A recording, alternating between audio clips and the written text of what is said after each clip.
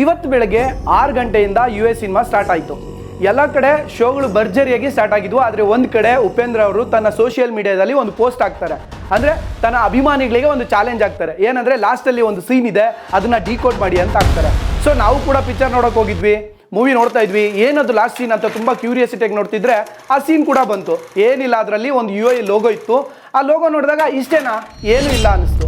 ಆದರೆ ಉಪೇಂದ್ರ ಅವ್ರು ಹೇಳೋ ಪ್ರಕಾರ ಏನೇನಿಲ್ಲ ಅಂದರೆ ಎಲ್ಲ ಅದರಲ್ಲೇ ಇರುತ್ತೆ, ನಾವು ಅರ್ಥ ಮಾಡ್ಕೋಬೇಕಷ್ಟೇ. ಆ ಲೋಗದಲ್ಲಿ ಏನಿದೆ ಅಂತ ಡಿಕೋಡ್ ಮಾಡೋಕೆ ಹೋದಾಗ ಸೊ ನಾವೇನು ಮಾಡ್ತೀವಿ, ಸ್ವಲ್ಪ ಬ್ರೈಟಾಗಿ ಇಟ್ಟಿರ್ತಾರೆ, ನಾವು ಕಡೆ ಎಲ್ಲ ನೋಡ್ತಾ ಇರ್ತೀವಿ. ಯಾಕೆಂದರೆ ಅಲ್ಲಿ ರೀಲ್ಸ್ ಇರುತ್ತೆ, ಬ್ರೇಕಿಂಗ್ ಇರುತ್ತೆ, ಒಂದು ಯಾವುದೋ ಅಶ್ಲೀಲ ಚಿತ್ರ ಇರುತ್ತೆ, ಮತ್ತೇನೋ ಜಗಳ ಆಡೋದಿರುತ್ತೆ.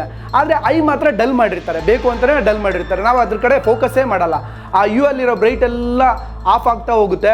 ಸೊ ಮತ್ತೆ ನಮ್ಮ ಫೋಕಸ್ಸು ಕಡೆ ಹೋಗ್ತಾ ಇರುತ್ತೆ. ಇನ್ನೇನು ನಾವು ಅಬ್ಸರ್ವ್ ಮಾಡಬೇಕು ಅನ್ನೋಷ್ಟರಲ್ಲಿ ಮತ್ತೆ ತುಂಬ ಬ್ರೈಟ್ ಆಗಿಬಿಡುತ್ತೆ. ಇದ್ರ ಅರ್ಥ ಏನಂದರೆ, ನಾವು ಒಂದು ಕಡೆ ಏನೋ ಫೋಕಸ್ ಮಾಡಕ್ಕೆ ಹೋಗ್ತಾ ಇರ್ತೀವಿ, ಸೈಡಲ್ಲಿರೋ ಆಬ್ಜೆಕ್ಟ್ಸು ನಮ್ಮನ್ನು ಡಿಸ್ಟ್ರಾಕ್ಟ್ ಮಾಡ್ತಾ ಇರ್ತವೆ. ನಾವು ಜನಸಾಮಾನ್ಯರು ಯಾವ ಕಡೆ ಗಮನ ಹರಿಸ್ಬೇಕು ಆ ಕಡೆ ಗಮನ ಹರಿಸೋದು ಬಿಟ್ಟು ಬೇರೆಲ್ಲ ಮಾಡ್ತಾ ಇರ್ತೀವಿ. ಇನ್ ಕೇಸ್ ಏನಾದರೂ ನಾವು ಆ ಕಡೆ ಗಮನ ಹರಿಸ್ಬೇಕು ಅಂದಾಗ ಈ ಕಿಲಾಡಿಗಳು ಹೊಸ ಇಶ್ಯೂಗಳನ್ನ ತಂದು ನಮ್ಮ ಮೈಂಡ್ನ ಡೈವರ್ಟ್ ಮಾಡಿಬಿಡ್ತಾರೆ.